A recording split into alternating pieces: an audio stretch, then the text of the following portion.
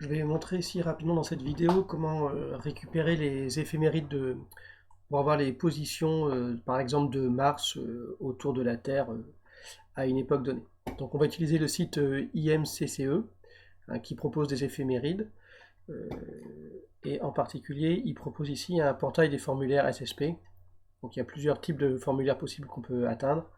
Celui qui va m'intéresser ici c'est éphéméride de position. Donc ce qu'il faut faire, c'est choisir quel est le corps qu'on veut étudier du système solaire. Donc on nous propose le Soleil, les planètes et puis la Lune. Donc par exemple, on va suivre le mouvement de Mars, par exemple.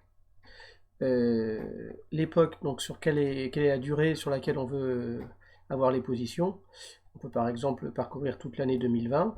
Donc on va prendre au mois de janvier, le 1er janvier, l'heure, je vais prendre 0h0. Voilà, on démarre au tout début de l'année.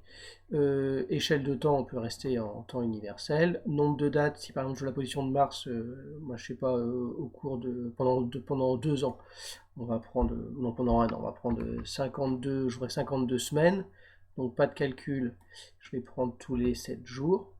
D'accord. Système de coordonnées ensuite à régler. Je peux avoir le mouvement de Mars par rapport au référentiel géocentrique. On va le prendre ici par rapport au référentiel héliocentrique. On pourrait aussi prendre le barycent du système solaire, par exemple. Voilà. Plan de référence, soit le plan de l'équateur, soit le plan de l'écliptique. Prenons le plan de l'écliptique. Type d'éphéméride, j'avoue que je ne sais pas exactement ce que ça modifie, mais je pense que n'importe quel paramètre ne change pas énormément pour nous. Et puis coordonnées sphériques ou cartésiennes, donc si on travaillait au lycée, peut-être plutôt les coordonnées cartésiennes, seront plus faciles à comprendre. Et les options, je ne les maîtrise pas non plus. Ensuite on calcule, et voilà, on a le résultat ici, hein, donc les coordonnées cartésiennes. Alors AU, hein, ça doit être en unité astronomique, en X, Y, Z.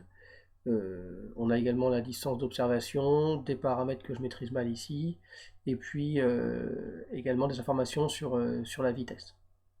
Ensuite, pour récupérer ces données-là, on peut les exporter. Donc, je conseille le format CSV, qu'on étudie en SNT, et qu'on utilise pas mal en NSI aussi. Format des angles, pour les prendre en décimale par exemple. Format des dates, je conseille ISO, là, hein, pas jour julien, on exporte. On peut ouvrir par exemple avec LibreOffice.